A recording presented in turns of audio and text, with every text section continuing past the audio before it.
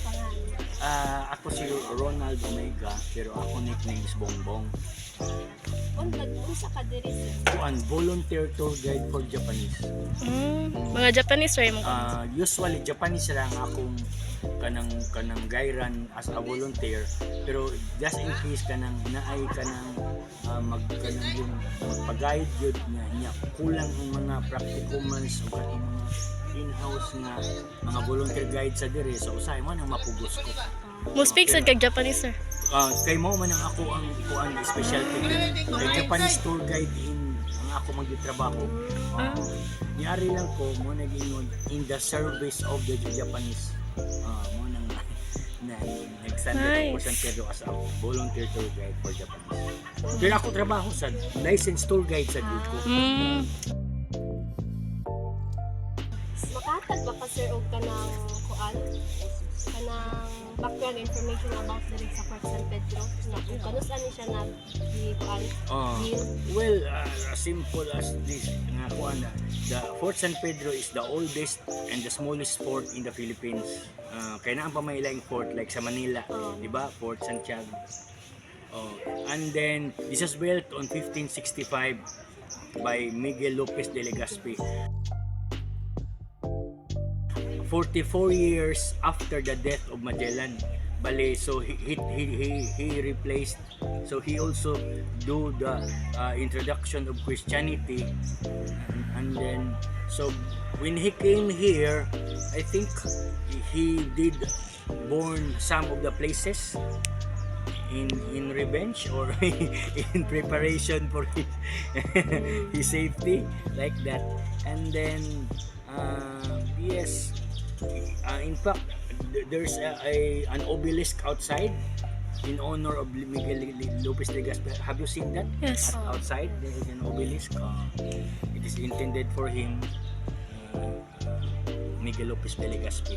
And then so usually the history of the Philippines starts from the colonization of the Spaniards for 333 years, 44 years by the American and 3 years of the Japanese. So ang Fort San Pedro kanang before sa una igamit ni siyang like a camp in protection sa mga Spaniards here. So kay naa may daghang pirates sa sea. So it is created to protect the kuan kanang natives, especially the Spaniards. At that time it was made by wood, so in 1565. On the 1738 it was reconstructed and turned into coral stones, so naging coral stone siya. And then on 1898 when the Battle of Manila kanang ended, that the Spaniards so came to Cebu and give this fort to the Cebu government Commonwealth. By the way, I apologize for my English, but I Okay, speak that's English alright. fluently because as I said, I am a Japanese tour guide since Pwede na ka mag-Japanese. 1987. since 1987. So imagine from 1987 until now, I'm used to speaking Japanese. So would you believe I am more fluent in Japanese than in English? So nakakahiya man pero it's reality ba. Then so and the 1900 the fort kanang became the camp also of the Americans.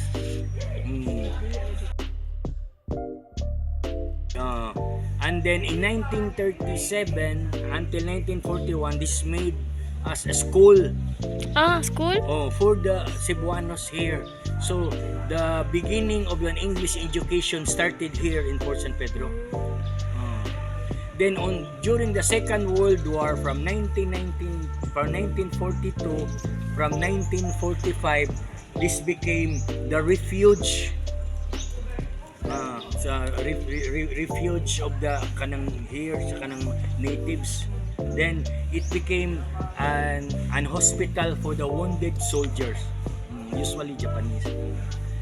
And then afterwards, after the war, it was just stayed for nothing until in 1968 it was restored. By the way, at that time, after the World War, this also became a zoo. So, and in 1968, the zoo was closed because I think there was the caretaker was beaten by the animal in the zoo. So, it was restored, it was reconstructed and finished in 1972. So, in 1973, the Philippine Tourism Authority was constructed at that gallery office. So, Philippine Tourism Authority, so like the Department of Tourism Office. At that time, Minister pa, so Ministry of Tourism. So, naging office siya ng Minister of Tourism. So, through Philippine Tourism Authority. And after that, Fort San Pedro became a park.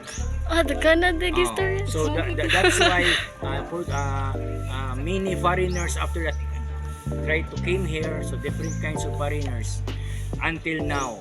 But the number one foreigners coming to Fort San Pedro are the Koreans. Koreans. Next is the Chinese.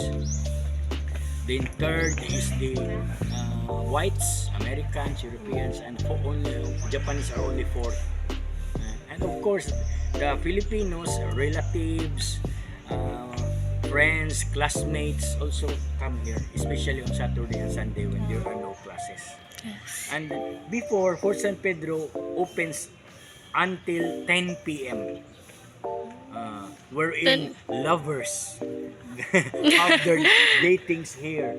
So when you come here at night, you can see really couples, lovers. So 2 by 2. Sometimes the hideouts of there are 3 hideouts of the Japanese. There. So 3 hideouts symbolizes the shape of this fort, which is triangular in shape. By the way, this shape, triangular, reflects the Christianity. So holy, as they said, Holy Trinity. So as you say, we will do in the name of the Father and Son, the Holy Spirit. So symbol of shape of the triangle, symbol of Christianity. So going back to the dating sites, the 3 hideouts of the Japanese became the dating rooms of lovers. So the security guard were busy. What are you doing there? So that's why until now it's only until 6 p.m. In fact, until 5 p.m. mag-close na ang fort. I-close na just to let the who entered at 4:45 to finish their tour, then they can go out. And on Valentine's Day, Fort San Pedro is also significant. This is where no lovers, no boyfriend, no girlfriend meets here for Why? like a indirect contact, indirect proposal. So no girlfriend, no boyfriend meets here. Sometimes they became lovers. So Narinig ako. Instead of mag-firing squad ka kay wala kay uyab, so sorry lang ka po San Pedro on February 14.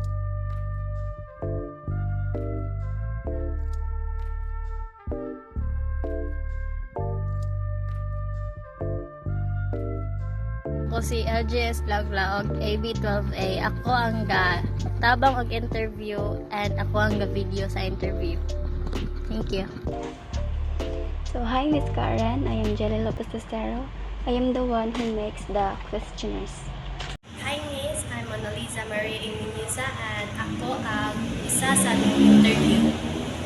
Hello, I am Mr. Ricaif Ohaw and I am from ABM 12A. Ang na-contribute din ako sa MIL which is katong ako naghimo sa questionnaires para nami i-interview.